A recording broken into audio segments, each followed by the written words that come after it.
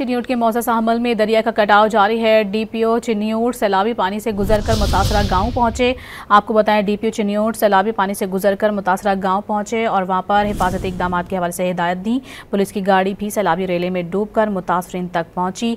चिन्यूट में मौजा साहमल में दरिया का कटाव इस वक्त जारी है, जिससे मुतादिद बस्तियां ज़ेरे आब आ गई हैं। आपको बता रहे हैं, चिन्यूट के मौजा साहमल में दरिया का कटाव जारी है, जिसके बायस मुतादिद बस्तियां ज़ेरे आब आ गई हैं और पुलिस की जानिब से हिफाजती इकदाम के पेश नज़र डीपीओ चिन्यूट सैलाबी पानी से गुजरकर मुतासरा गांव पहुंचे और वहां पर जो गांव में मौजूद अफराद थे उनको हिफाजती इकदाम के हवाले से हिदायत जारी की।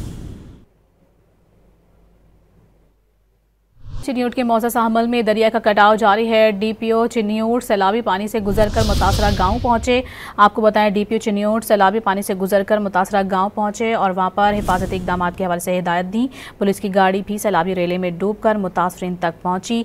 चिन्यूट में मौजा साहमल में दरिया का कटाव इस वक्त जारी है, जिससे मुतादिद बस्तियां ज़ेरे आब आ गई हैं। आपको बता रहे हैं, चिन्यूट के मौजा साहमल में दरिया का कटाव जारी है, जिसके बायस मुतादिद बस्तियां ज़ेरे आब आ गई हैं और पुलिस की जानिब से हिफाजती इकदाम के पेश नज़र डीपीओ चिन्यूट सैलाबी पानी से गुजरकर मुतासरा गांव पहुंचे और वहां पर जो गांव में मौजूद अफराद थे उनको हिफाजती इकदाम के हवाले से हिदायत जारी की।